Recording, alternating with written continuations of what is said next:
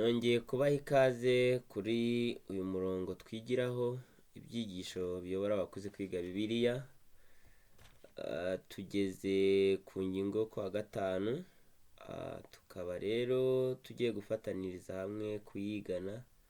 Reka mbahe ikaze. Ni ingingo itubwira ibihamya Yesu. Ibihamya Yesu. Reka mbere yuko twinjira mu ngingo tubanze dusenge. Uwiteka Mana ikiranuka, izina ryawe nirihabwe icyubahiro. Tunejejwe cyane nuko waduhaye amahirwe yo kubaho, kandi watwandikishije ijambo ryawe, udushyize mu mwanya mwiza kugira ngo twumve icyo uvugana n'imitima yacu binyuze muri ryo. Ubwenge bwacu ni buke, turakuraritse ngo uze ufatanye natwe, aho tujijwa utwungura ubwenge, kandi imitima yacu ibe yizeye kugira ngo ijambo ryawe rizane ubugingo muri twe. Ngaho usohoze umugambi wawe kuri twe, natwe tubisabye tubyizeye mu izina rya Yesu umwami wacu, amen.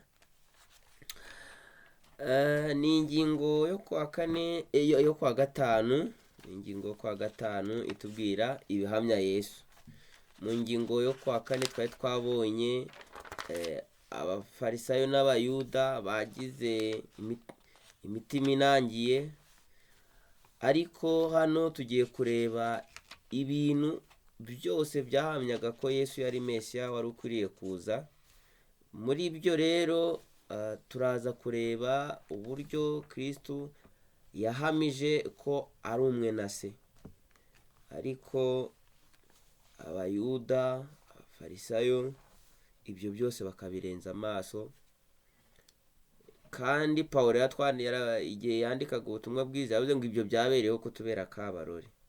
Reka rero dufatanyirize hamwe kureba icyo umwanditsi w'icyigisho yateruye atubwira ngo igitangaza cyo ku kidendezi cy'ibete sida cyahaye Yohana amahirwe yo kongera gushimangira uwo Yesu yari we.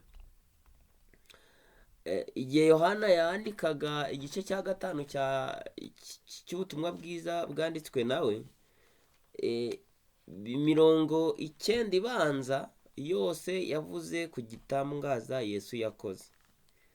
Hanyuma indi mirongo y'icyo gice isigaye, ni ukuvuga kumuva ku murongo hafi nk'uwa 10 kugeza ku murongo wa 47, yose iribanda ku gusobanura uwo Yesu yari we, n'uwaho yakuraga imbaraga n'icyamuteye gukora ibyo bitangaza. Hano rero duhereye ku murongo wa 16 kugeza ku wa 18 muri iki gice cya gatanu, turahasanga amagambo asa naho akubiyemo ikirego Yesu yari yarezwe. Byari byagenze bite kugira ngo aregwe ikirego? Kuko byamusabye ko yitaba urukiko rw'abayuda. Ku munsi wari wabanje yari yagiye i Yerusalemu, nuko ahabona abarwayi bari baje bateze amakiro, kuko haba ari cya kidendezi twabonye mu ngingo y'ejo hashize, aho abarwayi baje ari benshi, ariko muri bo uwari ubabaye cyane Yesu amubonye amugirira impuhwe, nuko aramukiza. Mu kumukiza rero nibwo yamubwiye ati byuka wikorere uburiri bwawe utahe. Iki gikorwa cyafashwe nko kugomera, nko kwica amategeko. Bityo igihe bari bamaze gusobanukirwa ko Yesu ari we wategetse uwo murwayi kwikorera uburiri bwe, Yesu yafashwe nk'aho ari we watumye uyu muntu yica amategeko. Bityo rero abayobozi, abatambyi bamuhamagaye mu rukiko. Niyo mpamvu ayo magambo ari ku murongo wa 18 ashobora guteza akaga, kuko asa nk'agaragaza ko Yesu yari yaziruye isabato igihe yabwiraga uwo muntu, umurwayi wari ukize, ngo niyikore buri bwo atahe.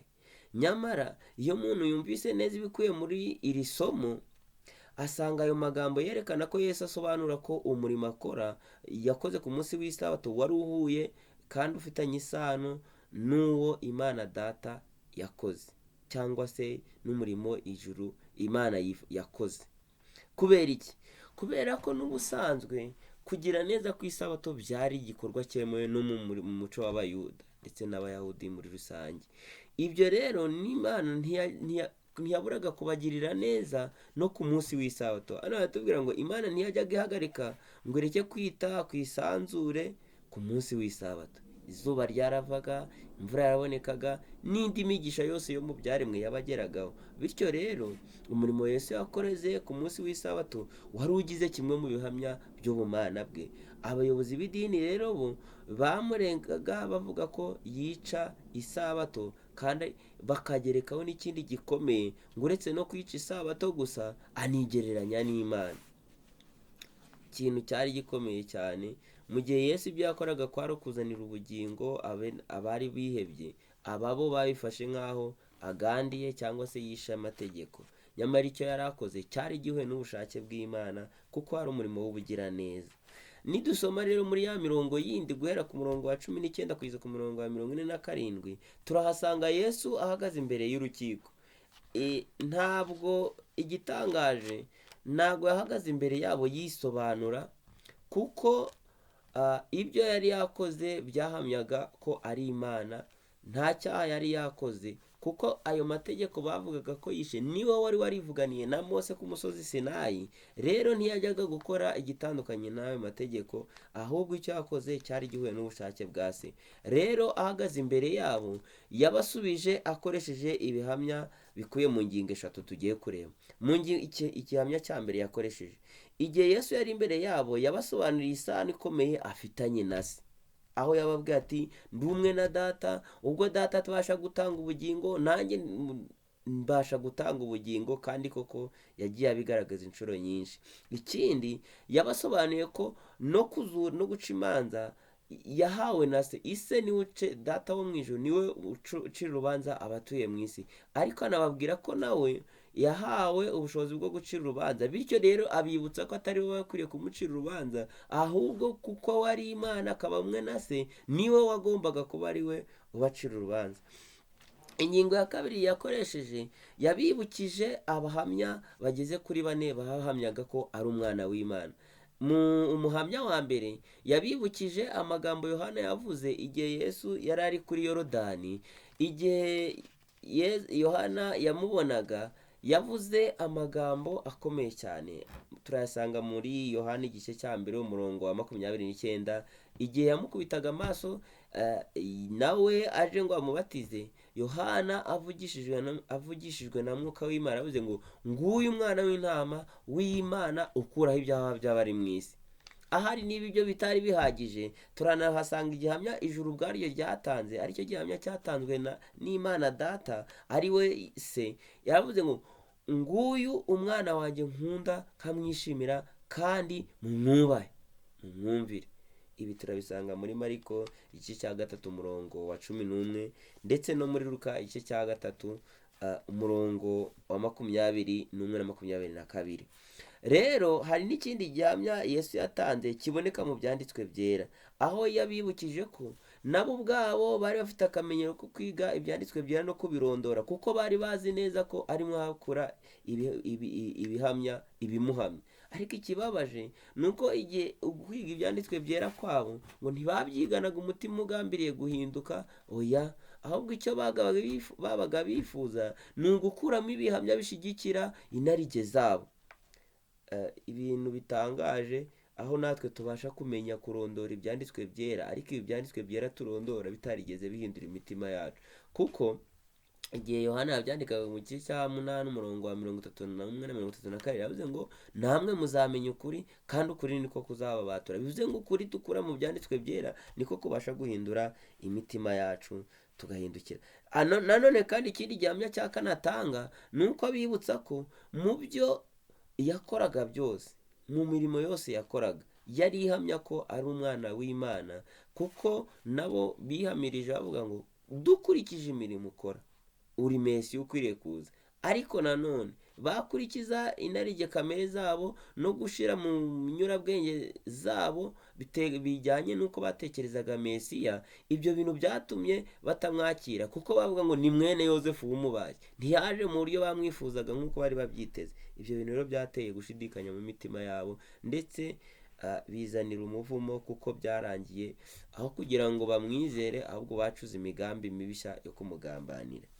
Bwa nyuma turasoma muri Yohana igice cya 5:40, Yesu yereketse abamuregaga ko baba biciraho iteka ubwabo, akabahishurira ko itandukaniro riri hagati y'umurimo we n'ibyifuzo byabo byo kwikunda.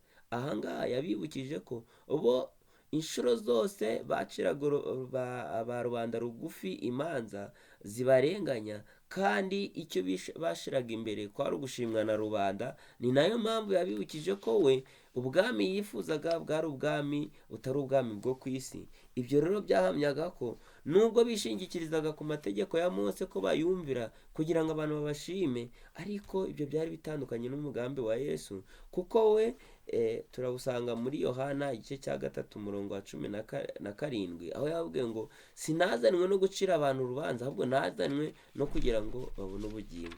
Rero umugambi n'intego by'ibihamya Kristo yatanze igihe yari yatumiwe mu rukiko imbere y'abafarisayo, byahamyaga rwose ko ari umwana w'Imana, kandi ngo mu mvugo yakoresheje yoroheje ariko yemeza imitima yabo. Benshi muri bo basobanukiwe kandi bamenya ko uhagaze imbere yabo ari umwana w'Imana. Ntibabashaga kubona amagambo avuguruza ibyo ababwiye, ariko ikintu kibabaje, aho kugira ngo bace bugufi biyoroshye biha n'ibyaha byabo mu mitima yabo, ngo Satani yabyukije inarijye muri bo. Benshi ngo barundumukira mu bugambanyi, batakaza amahirwe bari babonye yo gukira, ari nabyo byabaviriyemo kugambanira umukiza wabo. Dusoza iyi ngingo rero, batugaritse baratubaza ngo ni buryo ki natwe dushobora kwirinda kugwa mu mutego wo kwiringira Imana? Ni buryo ki dushobora kwirinda kutagwa mu mutego wo kwiringira Imana, ndetse tukaba dufite n'amahame nyakuri, ariko tukaba tutarayiyeguriye mu by'ukuri mu buryo bwuzuye? Natwe bibasha kutubaho, tukaba dufite gahunda nziza, dufite ukuri kuri mu byanditswe byera, tuzi no kukuvuga neza, tukwigisha kandi tukakwigisha n'abandi, ariko uko kuri kukaba kutarahinduye imitima yacu. Reka dusabe Imana kugira ngo uku kuri kuboneka mu ijambo ry'Imana, kwaba uko duhamiriza bagenzi bacu, ni uko ubwo twakumenye gukwiriye guhindura imibereho yacu, maze twebwe nabo ubwo Kristo agiye kwerekanwa tukazamusanganira tudakozwe n'isoni. Uko niko gusaba kwanjye, nsanga nisabira namwe mbasabira, ngo Imana ibiduhere ubuntu mu izina rya Yesu umwami wacu, amen. Kadusoze n'isengesho. Turagushimye cyane Uwiteka Mana ikiranuka, ubwo uduhaye umuburo w'ibyabaye ku bayobozi b'idini mu gihe cyashize, aho barwanyije Imana ku mugaragaro kandi bibwira ko bari muri gahunda nziza. Reka natwe uduhe guca bugufi, kugira ngo ijambo ry'Imana nirondore imitima yacu rikaduhishurira ukuri, udushoboze kukumvira, aho tutagenze neza duce bugufi twiyoroshye, maze usoreze ubushake bwawe kuri twe. Ibyo dubisabye tubyizeye mu izina rya Yesu umwami wacu, urakoze, amen.